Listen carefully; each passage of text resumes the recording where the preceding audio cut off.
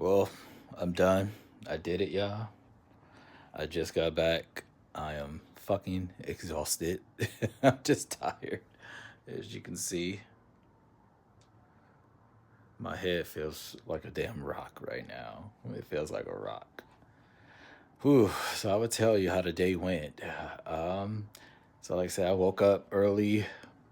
I woke up at 5. Usually, if I gotta be somewhere, like let's say like early in the morning, I usually wake up like 3 hours before. That's just me. I've been like that for a while, so I just always do that. I was supposed We met the driver down at 6:45, but before that, I went down before 6:30 to go eat because um, their little kitchen didn't open up till 7 here, and the driver wasn't getting here till 6:45. So I was like, well, yesterday when I checked in, and I was like, well, can give me a to go or whatnot, and they did. So when I got down there, it was a little box breakfast. It had like a sandwich with cheese, like these little croissants and a juice and apple. Real basic, but it was pretty decent. It was good, but it's important for those of you who are planning to get one to get a hair transplant. You have to eat, and I'm gonna tell you why. Because they're gonna send you the befores and after as far as for prepping or whatnot when it comes to getting a hair transplant. And before, it'll tell you do not drink 24 48 hours or take any type of anti-inflammatory like ibuprofen and shit like that because it thins your blood. So that's critical, and it's also important that you eat in the morning. um, I heard stories of people who did not eat and went and did it and passed out because you're losing so much blood. Understand that this is an operation that you're losing blood. When I tell you there was so much blood that I saw, and then I heard stories of other guys who went and got theirs done, but once they started the procedure, they passed out because they didn't eat, and that's the first thing they asked you. What did you eat this morning? You need to eat. You have to eat because if not, you will pass out. Your blood pressure would freaking drop, blood sugar, whatever, would just drop because you are losing so much blood. And so anyway, we got there. We sat down. We did the signed the paperwork. It was me and one other guy. They picked up this morning, but we went. I can't think of his name, but he's from Jamaica, but he lives in Arizona and stuff right now. But anyway, they sat down with us individually and went over some things and stuff like that. They actually did a few videos like, hey, how do you feel about social media or whatnot? Because I guess what they do is they'll put your before and after pictures on social media and everything. And I was like, I'm fine with it. It's fine, absolutely fine. I don't mind telling the story, the journey, or whatnot. They'll ask you questions like, what made you want to get one? How is it going to help your confidence? And they just ask you all these type of questions because they're going to end up just posting it on their social sites anyway. So I don't mind. But yeah. So after doing all of that, we got started, and then so they start numbing you, right? So they started in the front with the needles. I'm not scared of needles or whatnot, so it really don't bother me. Was it painful? The part in the needles in the front, no, because you're gonna see a lot of videos, other videos, and people are like, oh, the needles hurt and it was bad and this and that. It was not that. Well, everybody's pain level is different, but for me it wasn't that bad. In the front it wasn't that bad. Now in the back, when they started in the back, it wasn't bad either. There was some sensitive spots that were a little bit more sensitive than others, but for the most part, no, I'll take it like a G, man. It wasn't bad at all. For me it wasn't. So, once they did all that, and then they started the taking out the, I forgot what they call it. They started that procedure in the back, taking out all the stuff in the back or whatnot.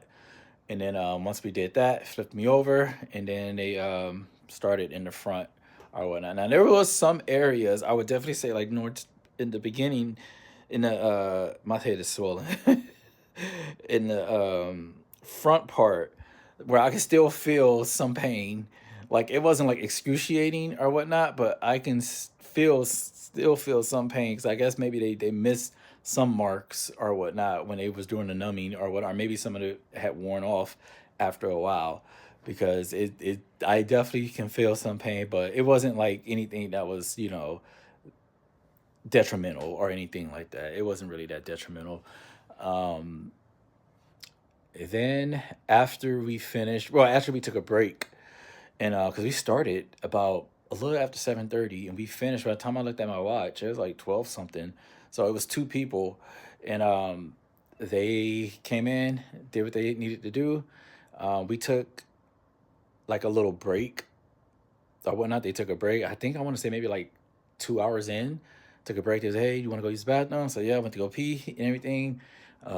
Came back like 15 minutes, and then they started right on back. And they finished. Once we finally got done, like I said, it was about looked like it's about 11:30, 12ish by the time we got done, and it was cool. They actually came to me and was like, "Well, here's the PRP or this and that." Because I've seen some stories from some other people who did it with lunch, who went down and did it, had theirs done, and they said they don't think that they had got their PRP done or whatnot. But they actually showed me the syringe with the stuff in it and said, "Here's we're gonna do the PRP. Let me know if you feel any pain or whatnot." I was like, "Okay." I didn't even feel nothing. I didn't feel anything if she did it, and I asked her, I said, "You did it already?" She's like, "Yeah, we're done." She's like, "So that was it." And then they gave me a bag right here. I'll show you guys. But I'm about to lay down. Yeah, I'm tired as fuck. But they gave me a bag full of stuff right here. You have like a bag full of meds and stuff. They gave you a little neck pillow. You're gonna need this, and they gave you medications, a medications list of, and I'm gonna follow this to the T or whatnot, because I know once this stuff wears off, the pain is gonna start kicking in. I already know. Just on the stories that I heard, the pain and the itching is gonna start kicking in. Um, Another thing, it is very critical that you wear a button-up shirt for the after. Bring up a button-up shirt because you do not want to try to put anything over your head after just getting this. Because I got a whole bunch of bandages in the back of my head or whatnot. Even though I can't even feel the back of my head, but once it wears off or whatnot, or anything, like you just don't want to be trying to shuffle to put something over your head because you knocked the bandage off or whatnot. But definitely bring a button up. It's actually very beautiful out here, very beautiful. I think it's probably about 60 degrees out here, and just when we were driving and just seeing the people. Because when I got here at night, you couldn't really see anything. In the morning when we left, couldn't see anything because it was still dark. But just seeing, and as we're driving, just beautiful, beautiful people, beautiful buildings and everything. I would go out. I'll probably go out a little bit later, just walk around. But I'm tired right now, y'all. I'm tired. Like, whew, you be in some uncomfortable positions, and so I'm sitting up there, laying, face down or whatnot, and well, no, once I was face up on the thing, because they had one of those chairs that got the face hole in it, so you just got your face looking at the ground, one of those, and then I had flipped over, and once they started poking the front or whatnot, uh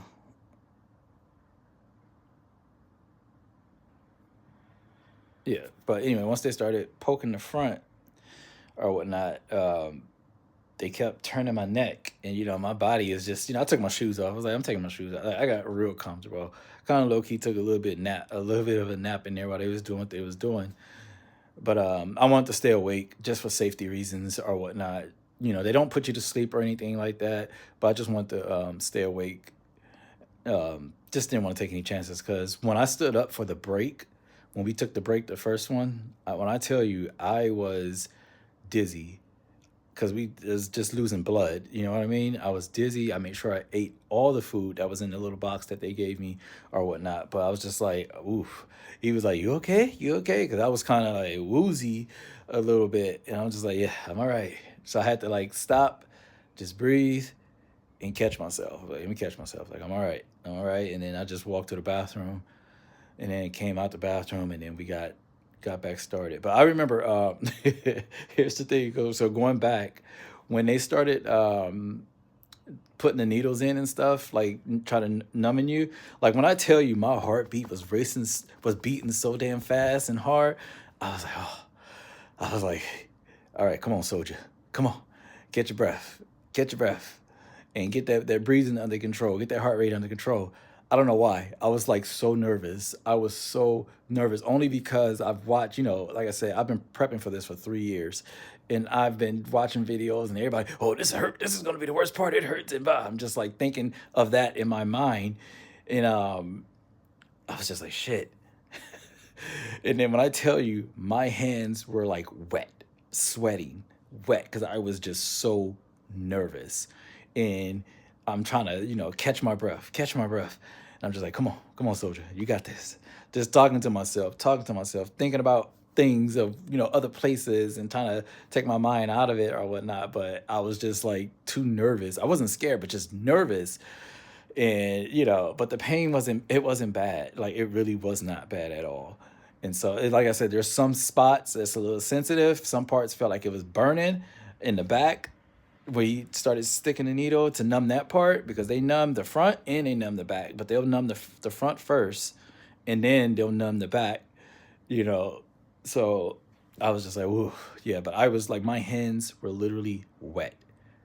I'm looking like, and they were shaking too. That's the thing. They were shaking. I was like, damn, I'm thinking to myself, like, what's going on? Like, bro, catch yourself. Come on now. Come on now, soldier, get it together. So I'm just like, I don't know what the hell came over me, but I pushed through. Like I said, I just heard the stories of cats dropping, passing out. But that's because they didn't eat. That's because they did not eat. And, they didn't follow the directions. I don't know if they had drinks because, like I said, that shit thins your blood. Alcohol thins your blood. And there's a lot of blood involved in this as far as you losing blood. So it's critical, very critical that you do not drink. I would say just don't drink within the whole week.